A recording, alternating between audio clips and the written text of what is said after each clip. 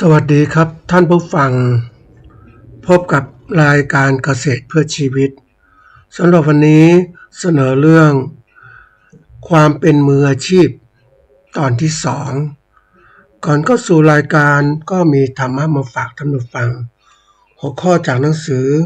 พจนานุกรมพุทธศาสตร์ฉบับประมวลศัพท์เรียบเรียงโดยพระเทพเวทีประยุทธ์โตมหาจุฬาลงกรณราชวิทยาลัยพิมพ์เผยแพร่ปี2533หัวข้อธรรมะวันนี้คือสังโยชน์คำว่าสังโยชน์คือกิเลสที่ผูกใจสัตว์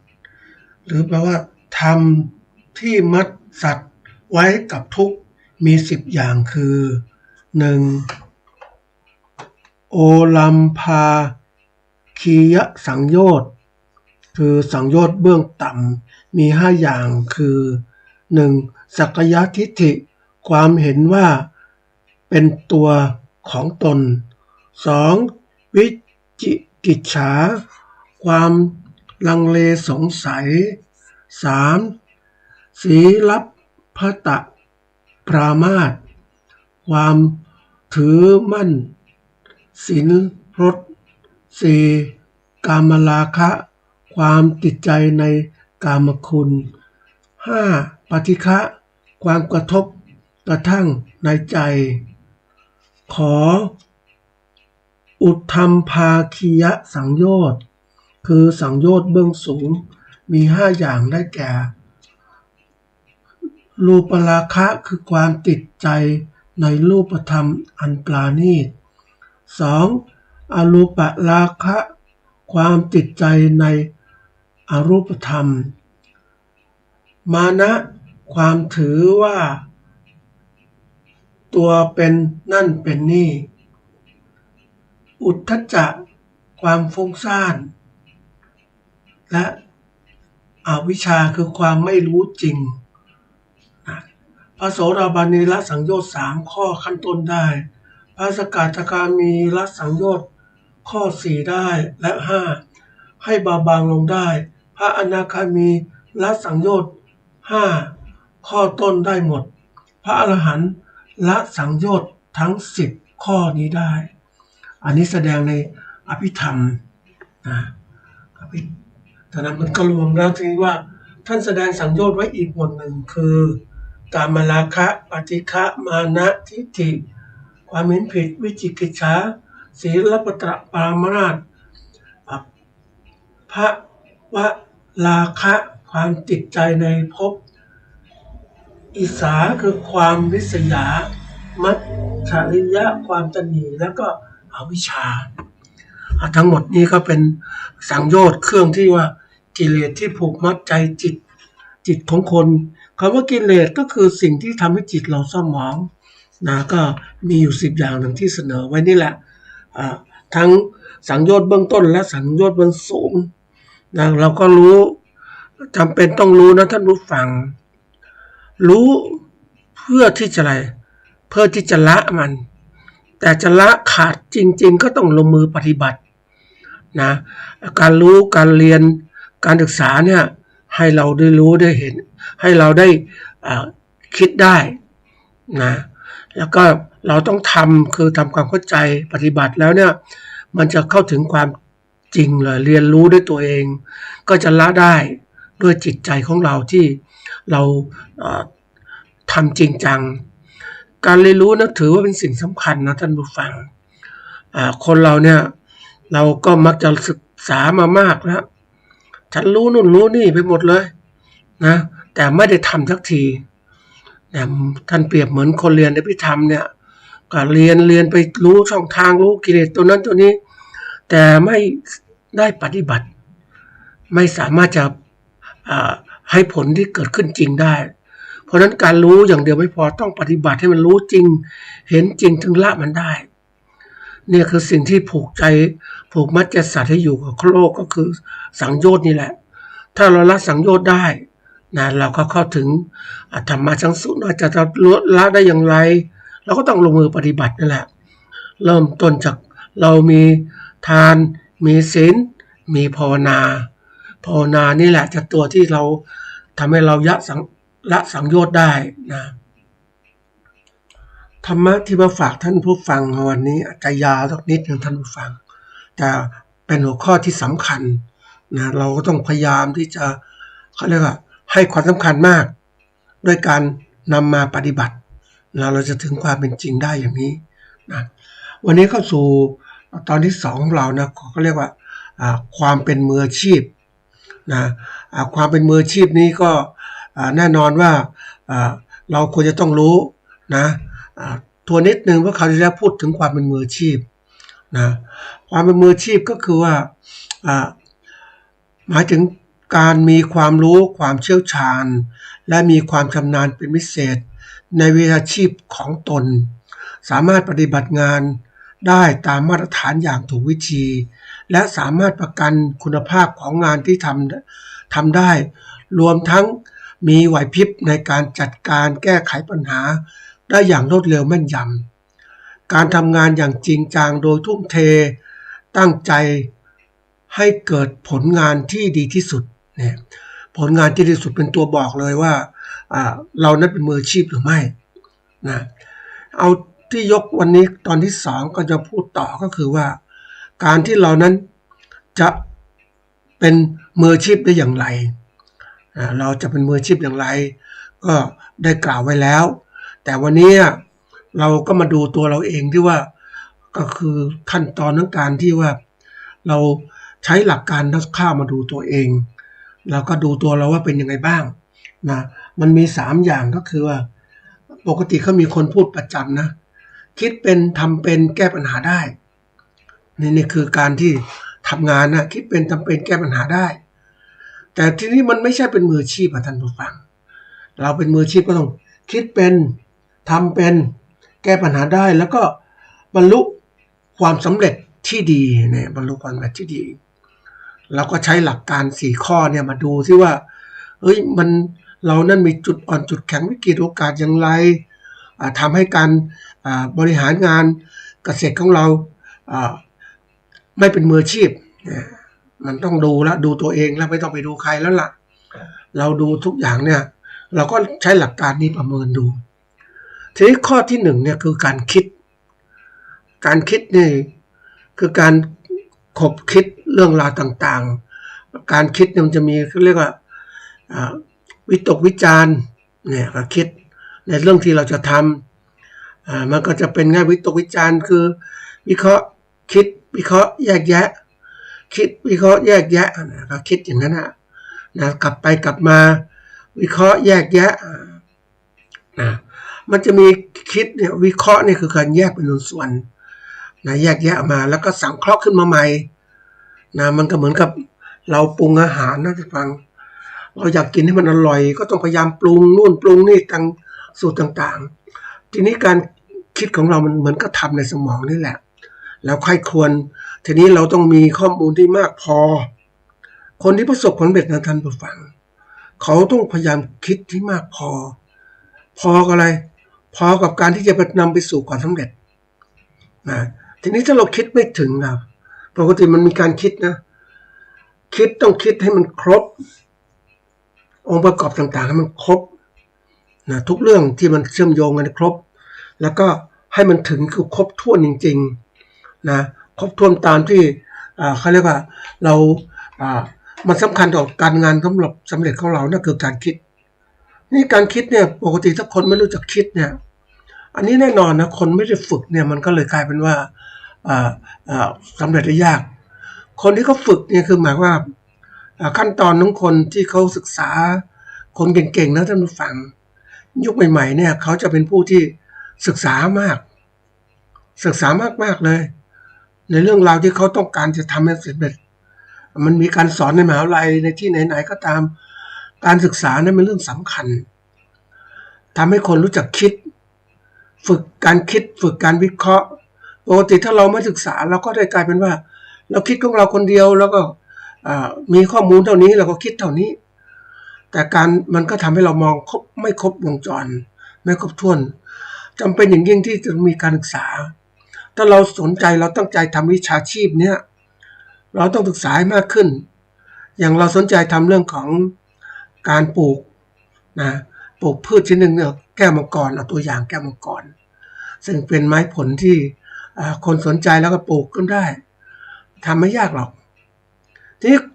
ถ้าเราคิดแค่ว่าเราคิดว่าจะปลูกมันมีข้อมูลก็ไม่ลึกซึ้งอะไรมันก็สามารถทำได้นะเรามีข้อมูลระดับหนึ่งก็ทำได้อยู่แล้วแต่ทีนี้ถ้าเราคิดว่าการเป็นผู้ประกอบการปุ๊บเนี่ยมันคิดกว้างอยู่แล้วนะไม่คิดเหมือนเดิมแล้วเราคิดประกอบการนึงต้องทำให้กินกำไรคิดถึงการปลูกพอปลูกแล้วไม่พอคิดผลิตมาแล้วก็เสร็จแล้วเนี่ยมาก็ขายยังไงมีกำไรทีนี้มันก็จมโยงทำไงกำไรเราคิดมันจะขายกับคนเก่งอย่างคนที่มาซื้ออย่างไรก็มีคนหนึ่งนะท่านผู้ฟังก็เป็นตัวอย่างเขาเป็นลูกจ้างของภาครัฐความว่าเป็นลูกจ้างภาครัฐในทำงานเป็นรายเดือนนะก็จบแล้วก็ไม่ได้บำนาญแล้วได้บำเหน็จเป็นก้อนแต่ขณะที่ทำงานเขาก็เตรียมอาชีพของเขาก็ไปปลูกลำไยนะในสวนลำไยก็จะมีรองกองนะมีรังสาดเพิ่มขึ้นมาอันนี้ทำสวนเชียงใหม่นะท่านผู้ฟังความที่เขาเนี่ยทำงานมาแต่เขาก็เตรียมว่างเสาร์อาทิตย์ก็ไปทำการปลูกเขาปลูกไว้หลายอย่างมากนะในสวนเขา11 ไร่นะก็ปลูกเหมือนก็ทำงาน2 คนตายายนะท่านผู้ฟังก็ลูกคนเดียวนะลูกชายก็ไม่เอาธุรกิจไปทำอย่างอื่นไปทำราชการแต่ทีนี้พ่อแม่นี่ก็ทำไงก็มีสวนแล้วเกษียณแล้วก็ไม่รู้ทำอะไรแม่บ้านเคยค้าขายอาหารก็เลิกเพราะไม่มีคนงานก็มาทำสวนกับสามีที่ทำสวนเนี่ยปรากฏว่าแกทำลำไยนะลำไยนอกฤดูนะแกก็ทำนี่มันทำเนี่ยปกติก็ทำมาเรื่อยๆมันคิดอะไรบางปีก็ล้มเหลวค้าขายไม่ได้อะไรต่างๆแต่ทีนี้ปรากฏว่ามันได้มีลำไยมันออกดอกแล้วติดผลดีมากเลยคือสภาพแวดล้อมเนี่ยมันเหมือนกับว่ามันตัวกระตุ้นนะแกก็ให้น้ำให้อะไรมันได้ผลแกก็คิดว่าปีนี้ค้าขายนะแกได้ผลไปแล้วก็ค้าขายที่นี่ขายตลาดอยู่ที่ไหนนะคนที่เรียนรู้คือเขาได้เคยทำต่างๆมาสะสมมาทำไงเพราะนี้ถ้าไปขายกับพ่อค้าก็ตีแค่ประมาณ11 ไร่ประมาณสัก5-6 ไร่นี่แหละอาจจะติดแค่นี้ก็เหมาไว้100,000โอ้แกก็บอกโอ้ไม่ไหววิเคราะห์ต้นทุนแล้วเนี่ยมันไม่คุ้มนะ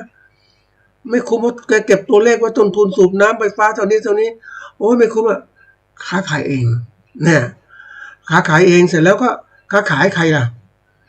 หาตลาดที่ไหนดีแกก็เคยทำงานในเป็นลูกจ้างไหนมาอะไรก็รู้หน่วยงานนู้นหน่วยงานนี้แกก็เอาผลลำไยไปขายเก็บแล้วก็ไปขายก็ขายได้ราคาดีนะท่านผู้ฟังในปีนี้ก็ AAA นี่ก็35 บาทนะแกเก็บอย่างดีเลยนะลองลงมาก็เป็น AA ก็22ถ้าเป็น TC ก็18 บาทถ้าเป็นตัวต่ำสุดก็คือกิโลละ3 บาทนะท่านผู้ฟังอันนี้ทีนี้ที่เล่าให้ฟังเนี่ยเพราะการคิดของเขาเนี่ยเขาได้คิดจากประสบการณ์เขาไม่ได้ศึกษาเพิ่มเติมไม่ได้เป็นมืออาชีพเหมือนคนอื่นเขาแต่เพียงแต่ว่ามาประกอบอาชีพนี้แล้วเนี่ยเป็นเหมือนกับว่าลูกจ้างคือจบแล้วมาทำงานเกษียณแล้วมาทำงานก็คิดแบบหาทางออกคนเราชอบคิดหาทางออกแบบว่าขณะที่เจอปัญหาก็หาทางออกเนี่ยก็พยายามคิดอย่างเงี้ยคำว่าปัญหาคือข้อสงสัยที่ต้องการคำตอบนี่คนถ้าเราคิดแบบคนเก่าๆเนี่ยก็มักจะเจอปัญหาที่ก่อนก็หาทางออกแกเป็นอย่างนั้นจริงๆแกไม่รู้จะขายที่ไหนลำไยราคาเนี้ยก็ไปขายพวกในมหาวิทยาลัยลูกจ้างหน่วยงานนึงงั้นก็หิ้วไปขายแล้วใครละซื้อไหมก็ขายได้ดีมากนะท่านผู้ฟังก็ถือว่ามีกำไรทีนี้นี่เป็นตัวอย่างว่าคนเราเนี่ยส่วนใหญ่ชอบเอาปัญหาเป็นตัวนำแต่ทีนี้คนรุ่นใหม่ต้องคิดสมัยใหม่นะท่านผู้ฟังเขาคิดเหตุการณ์ล่วงหน้าไว้ล่วงหน้าตลอดเขาจึงบริหารไม่ใช่ตามสถานการณ์บริหารแบบเหนือสถานการณ์บริหารนำเหตุการณ์ต่างๆก่อนเหตุการณ์ต่างๆเกิดขึ้น ผู้บริหารยุคใหม่ๆเนี่ยเขาจะมองเห็นเขาสมมุตินะสมมุติสถานการณ์ต่างๆที่เกิดขึ้น3-4 ปีข้างหน้าจะเกิดอะไรขึ้นเขามองไปด้วยวิสัยทัศน์เขาแล้วเสร็จแล้วก็จัดการทำไงแก้ปัญหาล่วงหน้าที่เกิดขึ้นนะว่าจะเกิดปัญหานี้จะแก้ปัญหาอย่างไรเพราะนั้นเขาก็กำหนดการแก้ปัญหาล่วงหน้าไว้เลยนี่เขาแก้ปัญหาเลยวางเรียบร้อยหมดเลยเพราะนั้นปัญหาก็เลยไม่เกิดการที่ปัญหาไม่เกิดได้ทำให้อะไรรู้ไหมทำให้เขาลดต้นทุนการผลิตของเขาขณะการไม่ต้องเครียดแต่ก็เตรียมปัญหาทางออกมาแล้วนี่คือการคิดนะคนเราถ้าวางคิดอย่างถูกวิธีเนี่ยมันตัวบอกเลยว่าเป็นอะไรที่ดีมากๆอีกตัวอย่างหนึ่งจะบอกวิธีการนะคนคิดล่วงหน้าเนี่ยอาชีพข้างเคียงนะท่านผู้ฟังอาชีพอื่นอันนี้เขาเรียกว่าเป็นช่างแอร์มืออาชีพเก่งมากทำงานบริษัทเป็นลูกจ้างกันเลยต่างๆเนี่ยเยอะแยะหลายที่ทีนี้ก็มีความชำนาญแต่ก็ออกมาอยากจะเป็นอะไรอยากจะเป็นเจ้าของอู่รถยนต์ซ่อมแอร์เปลี่ยนแอร์ต่างๆเติมน้ำยาแอร์ด้วยพร้อมทุกอย่างเลยด้วยความคิดอย่างเงี้ยแกก็ออกมาทำไปทำมาปุ๊บเนี่ยก็คือความคนเวลาทำธุรกิจมักจะมองนะตัวเองเป็นมืออาชีพด้านนี้มืออาชีพทำแอร์สมมติมาทำแอร์ก็คิดแค่นี้แหละคิดว่ามีรายได้แน่นอนเราทำเนี่ยปรากฏว่ามันไม่เป็นตามนั้นเลยไม่เป็นไปตามนั้นนะคนไม่เอารถมาซ่อมยิงช่วงโควิดคนไม่เอารถมาซ่อมเลยจะไม่มีงานทำนะท่านผู้ฟังไม่มีงานใส่มือเลยแล้วก็สิ่งที่เกิดขึ้นคือเหมือนกับว่าค่าใช้จ่ายต่างๆก็หมดไปจนหมดแล้วก็มาของานคนอื่นทำนะเป็นช่างแอร์ในอู่ซ่อมรถที่เขามีรถต่างๆเนี่ยเยอะแยะแกมาขอทำงานทำอันนี้ได้เห็นได้ว่าคนเราเนี่ยส่วนใหญ่จะคิดเฉพาะหน้าสั้นๆทุนก็ไม่มีอะไรก็ไม่มีมากมายก็เกิดวิกฤตทีเดียวก็ล้มเลยการประกอบธุรกิจแบบนี้มากมายในยุคของก่อนโควิดเห็นอะไรดีก็อยากทำแต่ไม่เคยคิดว่าเฮ้ยมันจะเกิดนี้เกิดขึ้นนี่คือภัยคือเรียกว่าวิกฤตการณ์สังคมวิกฤตการเศรษฐกิจคนมันตกงานไม่มีงานทำเพราะนั้นการที่เราจะทำอะไรแล้วแต่ต้องพยายามสร้างคือจินตนาการเผื่อว่าจะไม่มีคนมาซื้อของที่ร้านเราเปิดร้านเนี่ยเราจะทำยังไงไอ้คนที่เอาตัวรอดนะเขาเก่งนะเขาคิดเขาไปอบรมการทำอีคอมเมิร์ซมาแล้วดิจิตอลมาร์เก็ตติ้งเตรียมการในขณะก่อนเกิดโควิดหนูเขาเตรียมการก็ศึกษาหาความรู้เริ่มทำการค้าขายแต่เมื่อวิกฤตโควิดเกิดขึ้นเขาก็ค้าขายออนไลน์ได้ตลอดเลยนะตลอดเวลาเลยเขาก็มีรายได้เพิ่มขึ้นคือเขาบอกว่าโควิดหรือไม่มีโควิดเขาก็ค้าขายได้เห็นไหมอันนี้คือการคิดการล่วงหน้าไว้เราเองนะคิดว่าเราคิดแค่นี้พอแล้วไม่อยากคิดแค่นี้นะท่านผู้ฟังเราคิดเผื่อไว้ด้วยเหมือนที่เราจะทำการอะไรก็แล้วแต่เรามีเป้าหมายหลักวางไว้แล้วเป้าหมายลองตามมาเราก็ทำทีละขั้นแล้วคิดอย่างถูกวิธีคิดอย่างครบวงจรไม่ใช่ว่าเราเป็นผู้ประกอบการเนี่ยเราคิดเฉพาะว่าทำได้ฝีมือดีมากเลยเราต้องดูเฮ้ยที่ดินเรามีไหมทุนมีไหมแรงงานมีไหมเรามีความสามารถการประกอบการเก่งแต่เราไม่มีทุนไม่มีที่ดินไม่มีแรงงานมันก็ไปไม่ได้ใช่ไหมเพราะฉะนั้นเราคิดอย่างผู้บริหารนะมันจะหาทางแก้ล่วงหน้าเลยนั้นเป็นตัวอย่างทีนี้ที่ให้คิดนี่เพราะอะไรรู้ไหมก็ได้ประเมินตัวเองว่าตัวเองจะพร้อมไหมที่จะทำบางคนนะท่านผู้ฟังสงสารเหมือนกันตัวเองมีความสามารถทุกอย่างเลยแต่ความที่ว่าอยากสบายเป็นลูกน้องเขาดีกว่ามันคิดอะไรมากมายก็หวังอย่างเนี้ยมันก็ปลอบประโลมตัวเองว่าเป็นลูกน้องก็ดีกว่าลูกแต่วันหนึ่งมันเกิดวิกฤตเกิดขึ้นปุ๊บเป็นลูกน้องเขาก็ได้แค่แรงเท่านั้นนะโอ้ยออกดีกว่านี่ออกดีกว่าปุ๊บอะไรเกิดขึ้นท่านผู้ฟังออกตอนช่วงอายุมากๆนะไปการจะเกษียณอย่างเงี้ยสมมตินะแล้วจะคิดทำอะไรต่อท่านผู้ฟังมาเปิดอู่เปิดเลยก็ไม่ไหวแล้วทำงานแบบมันเหมือนกับว่ามันจังหวะคือมันโชคจังหวะดีๆเขาไม่ออกมาออกตอนเหมือนกับว่าอายุมากขึ้นจริงๆเวลาคนตัดสินใจอะไรต่างๆต้องมีจังหวะเวลาด้วยเราคิดว่าเราจะตั้งใจยังไงเหมือนคนหนึ่งบอก อันนี้เขาก็ดีนะ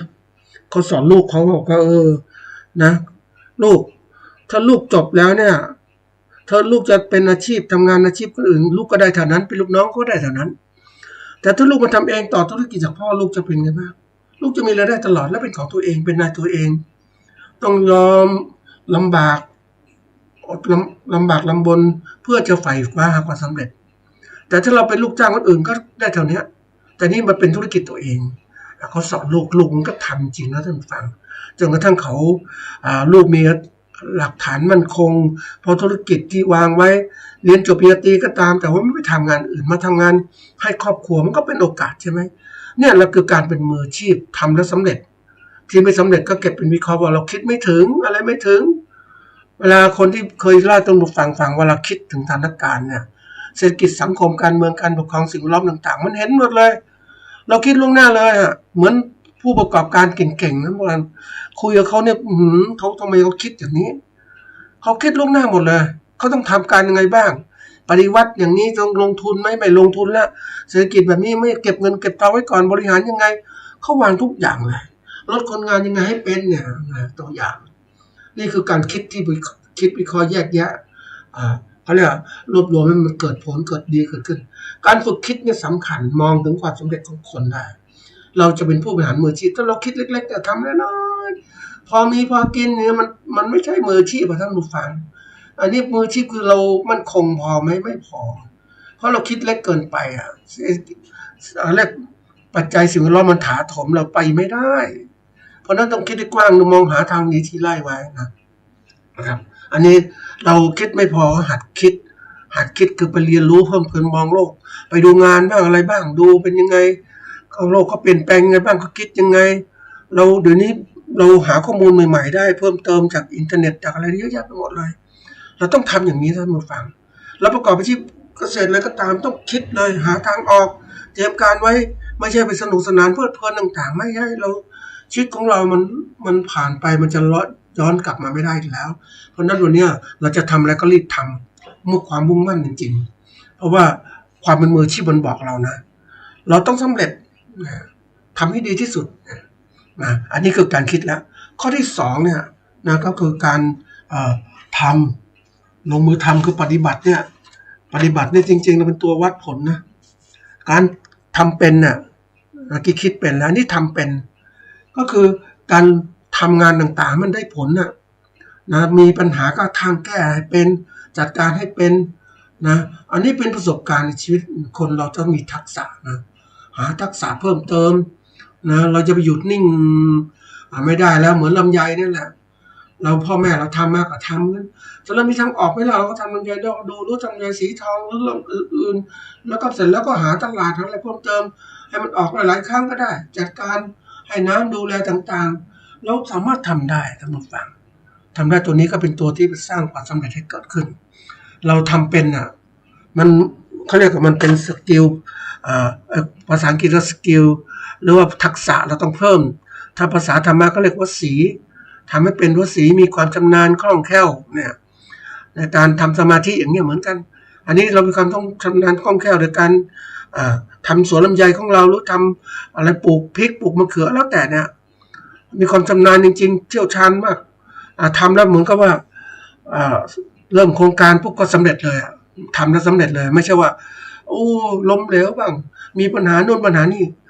คนเราเนี่ยถ้าเราคิดดีแล้วเนี่ยมันจะลามมาถึงก็ทำที่ดีขึ้นเราทำดีมีความชำนาญ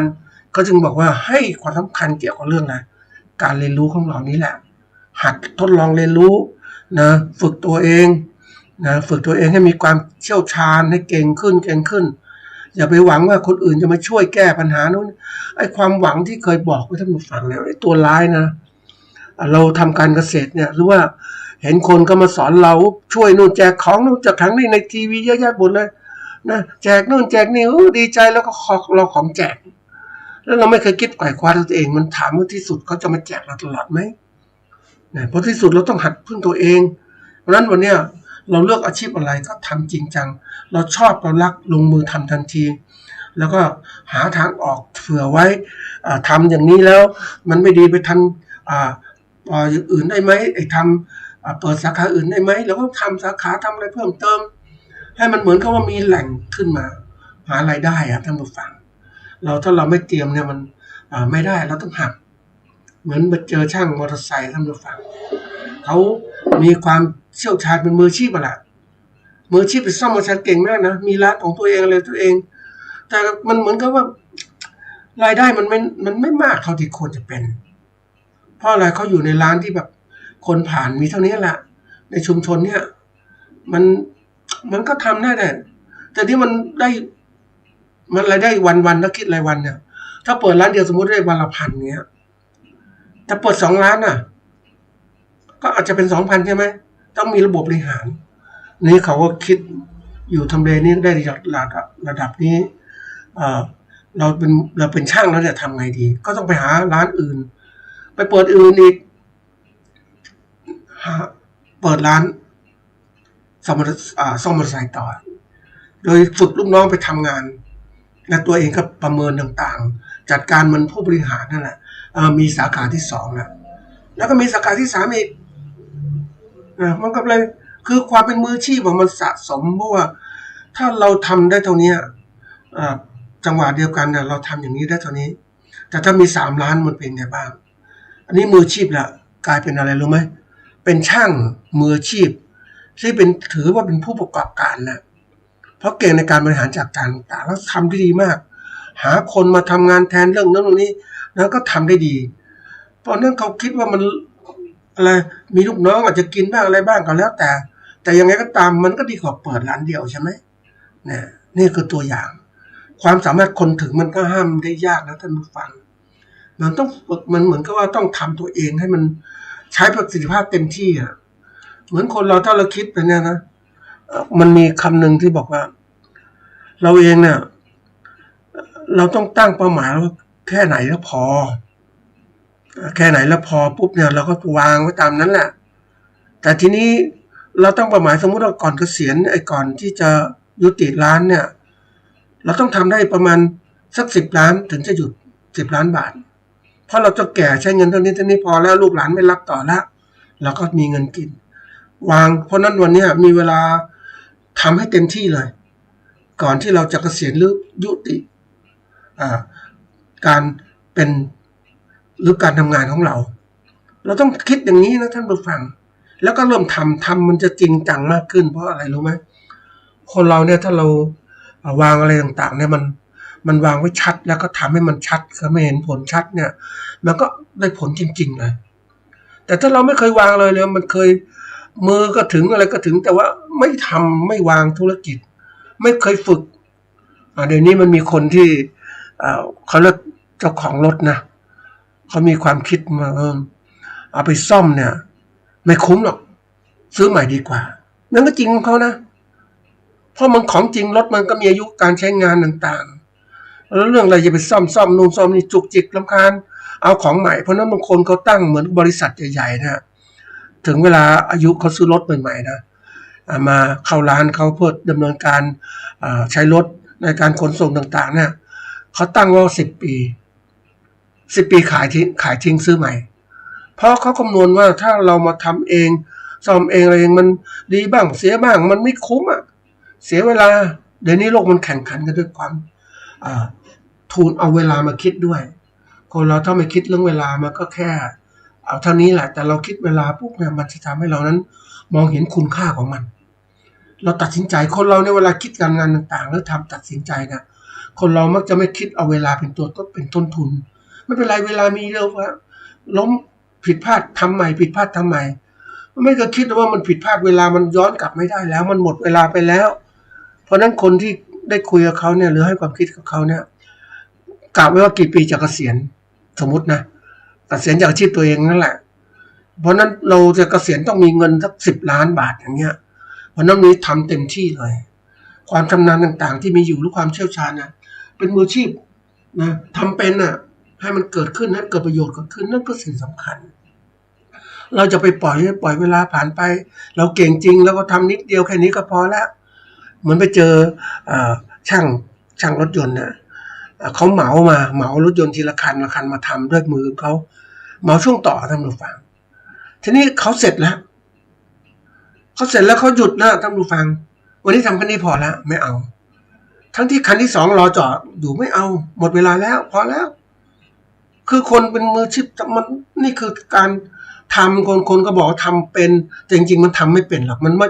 ไอ้คำว่าเป็นตัวนี้คือหมายเป็นในการจัดการอาชีพตัวเองตัวเองต้องมีความเชี่ยวชาญในสิ่งที่ทำไม่พอก็ต้องมีความสามารถในการบริหารกิจการต่างๆได้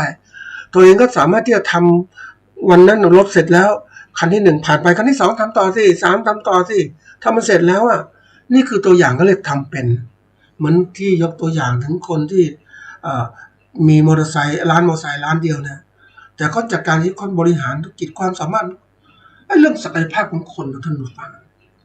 ศักยภาพเนี่ยคือความสามารถในการทำงานได้มันไม่จำกัดนะท่านผู้ฟังถ้าเราคิดมองทั่วไปแล้วแค่นี้มีมือสองมือเท่านั้นมันจำกัดแค่นี้มีเท่านี้มันก็คิดแค่นั้นแหละแต่ถ้าคนเก่งๆเขาบอกมันไม่จำกัดนะไอ้มือสองมือมันทำได้ทุกอย่างเดี๋ยวนี้เราคิดวงจรไฟฟ้าคิดเครื่องของโปรแกรมต่างๆออกแบบไอ้สองมือไปกดปุ่มต่างๆเนี่ยเครื่องมันรันโปรแกรมต่างๆมันก็สำเร็จใช่ไหมท่านผู้ฟังมันทำงานได้เพราะนั้นมือสองมือมันสามารถจะทำงานเป็น10 มือได้แล้วบางคนที่บอกว่าไปเห็น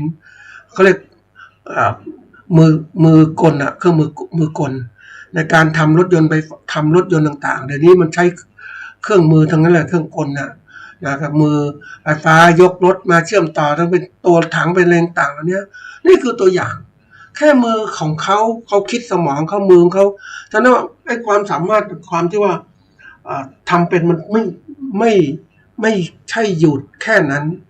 มันทำเป็นสามารถทำได้หลายอย่างขนาดเดียวกันเขาบอกว่าคำหนึ่งเขาพูดว่าทำ2 สิ่งในขณะเดียวกันคนส่วนใหญ่ชอบทำสิ่งเดียวคิดแค่สิ่งเดียวจมในสิ่งเดียวแต่บางคนมีความสามารถก็ทำหลายๆสิ่งได้ในขณะเดียวกันเหมือนเราในบริหารนึกถึงคนที่เขาเก่งนะท่านผู้ฟังบริหารชีวิตเป็นมืออาชีพนักเล่นหุ้นชื่อวอร์เรน บัฟเฟตต์นะเล่นหุ้นเก่งมากเลยซื้อขายเขาดูมูลค่าหุ้นที่ซื้อมันมีมูลค่าเพิ่มเขาก็จะขายเขาจะซื้อหุ้นที่มันดีๆทีนี้เขามีสามารถทำงานได้วันตื่นมาก็กินกาแฟคิดดูหุ้นนิดหน่อยแล้วก็ดูบริหารตัวเองกินสบายๆไม่ต้องทำงานหนักจะถามว่าเงินมันต่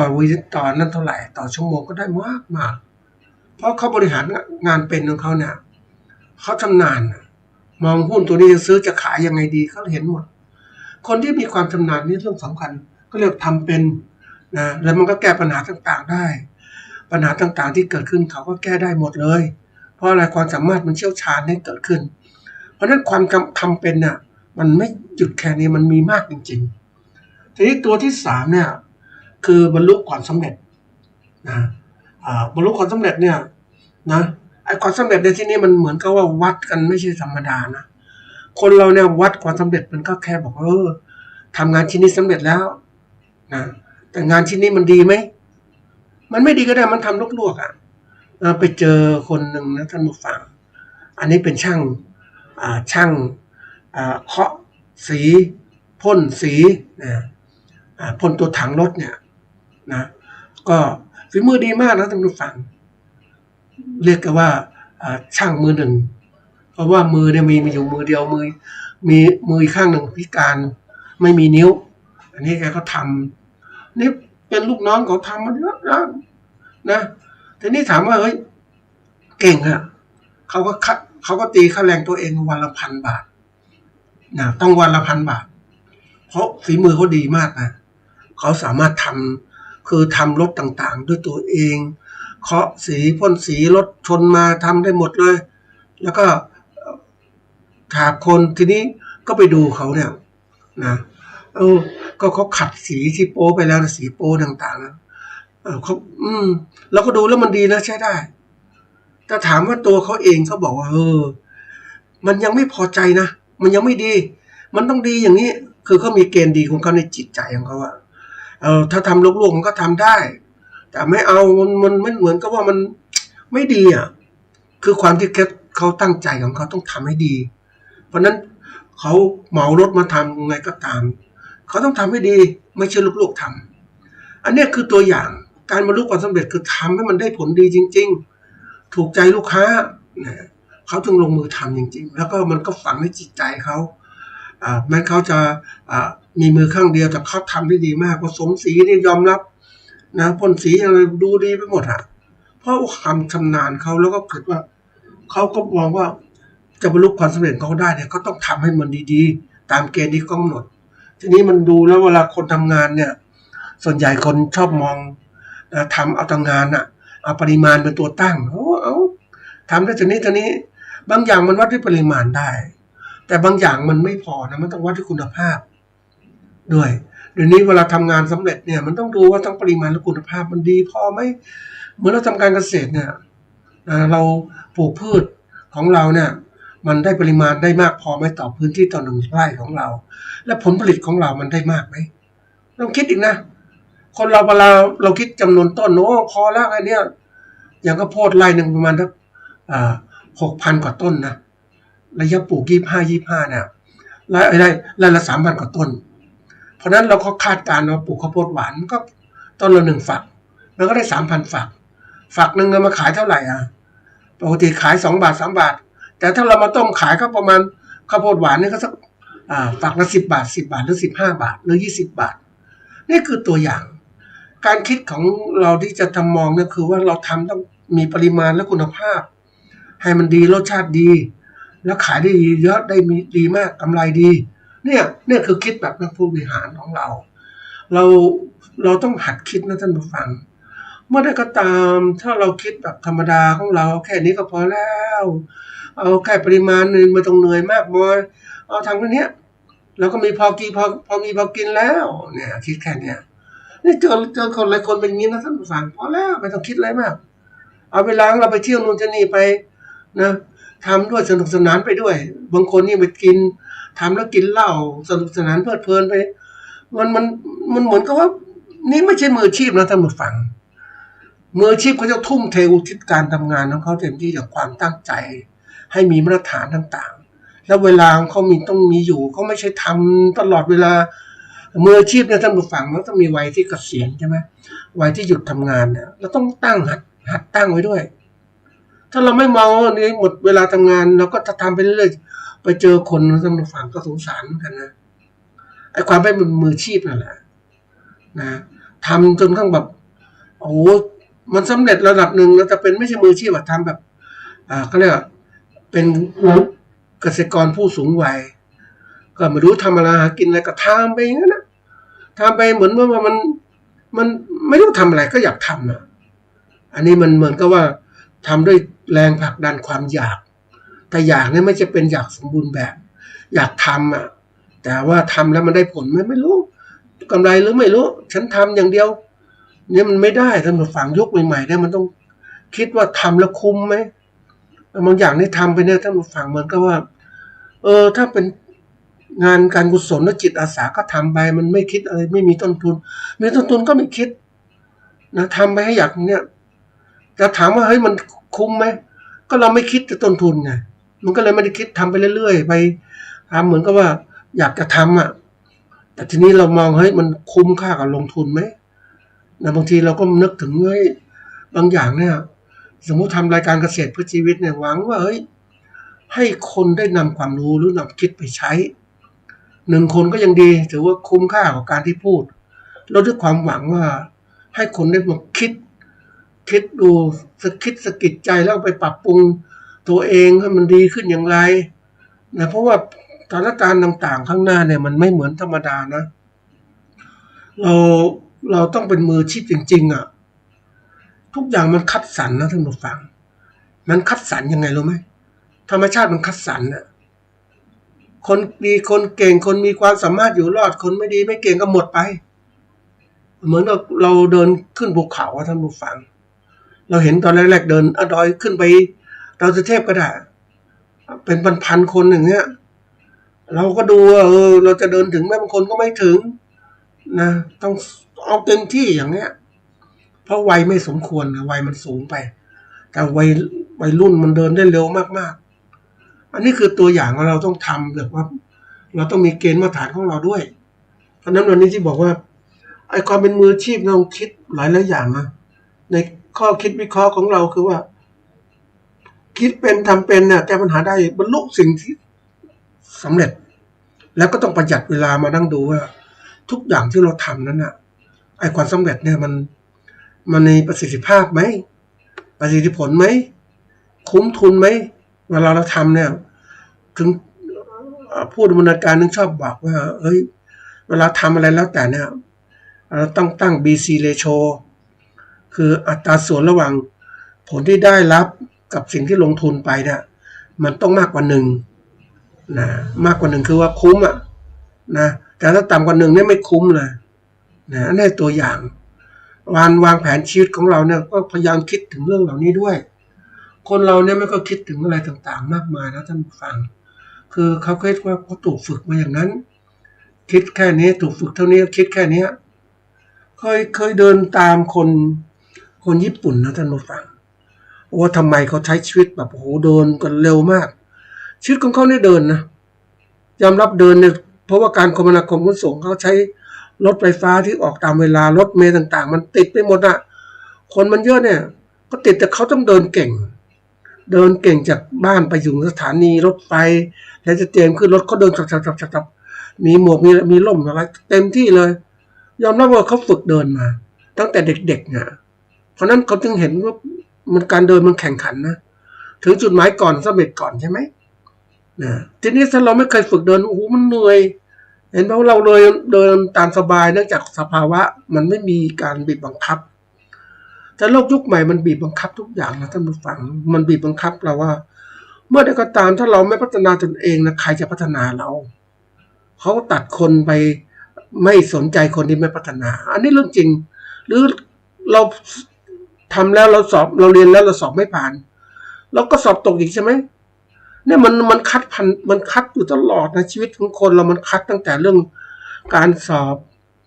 เรียนแล้วสอบแล้วจบแล้วก็มาสอบแข่งขันเข้าทำงานแล้วก็ทำอาชีพ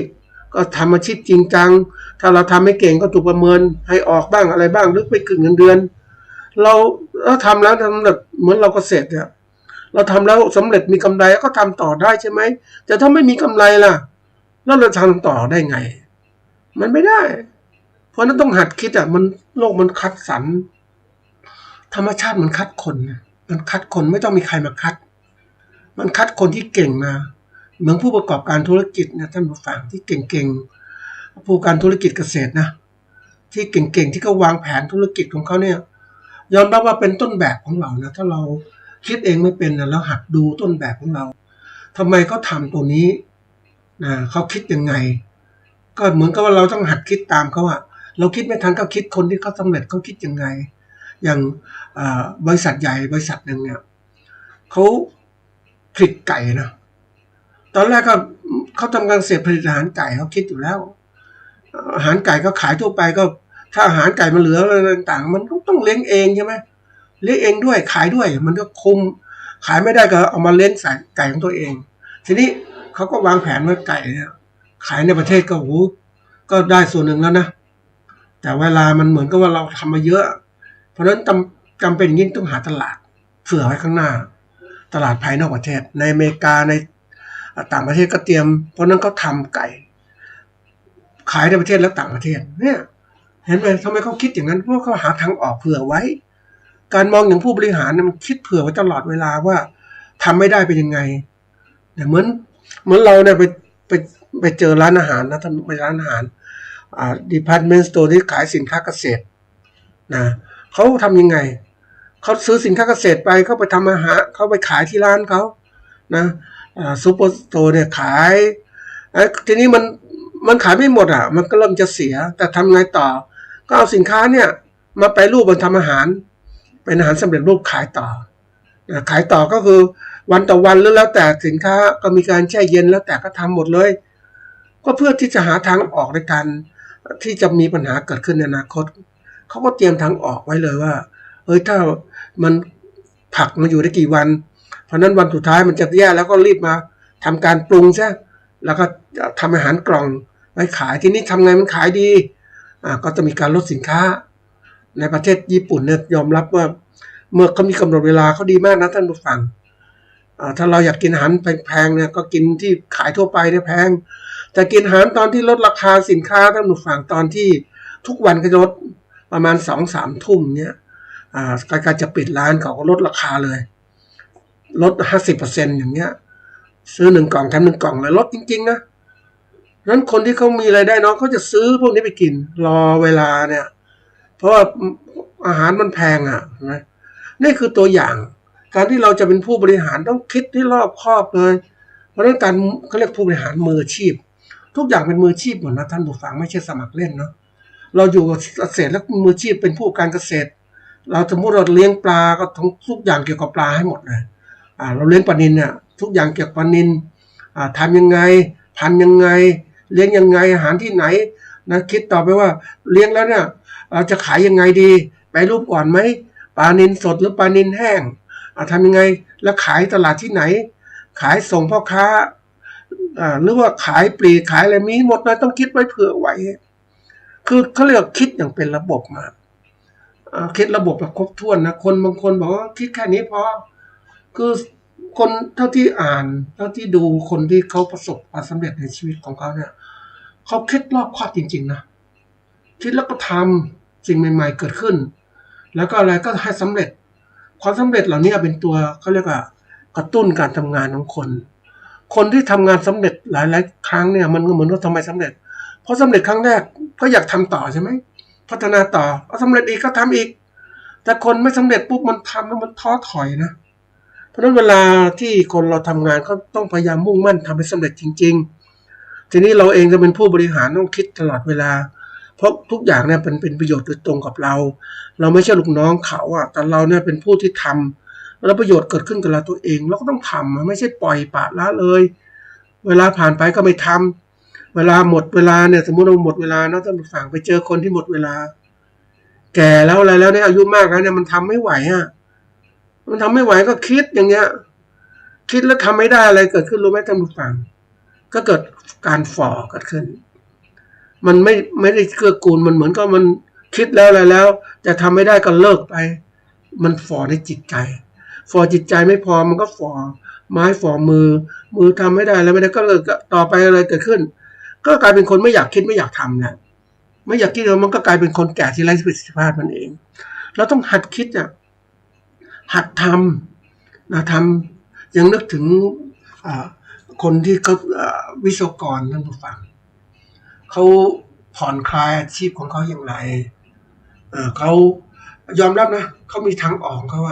เขาทำอาชีพเขามันทำมาเยอะนะเขาคิดแต่ยังไม่เกษียณนะ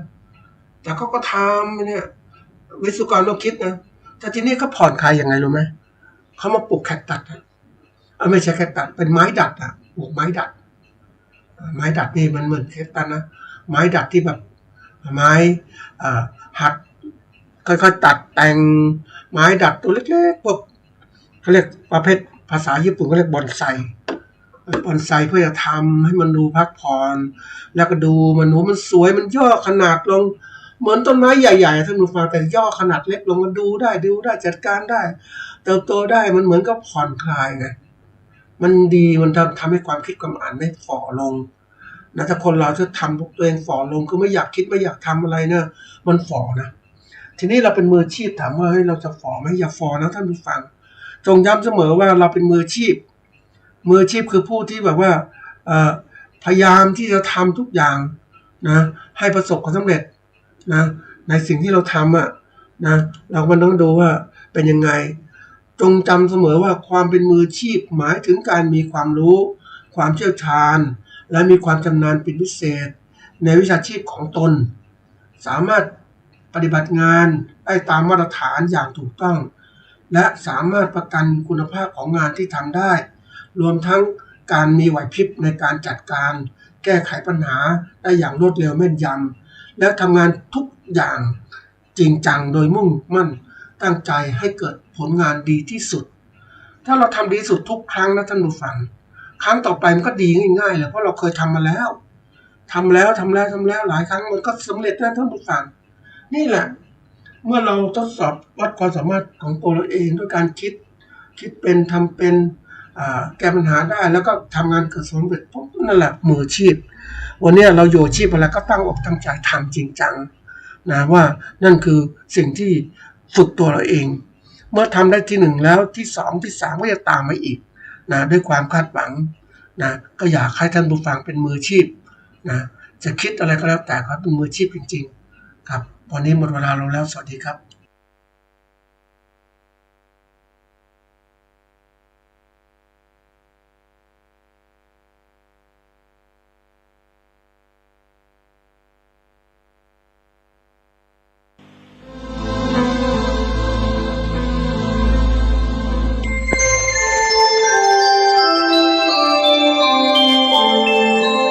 ขณะนี้ท่านกำลังฟังสถานีวิทยุกระจายเสียง FM 104.5 เมกะเฮิรตซ์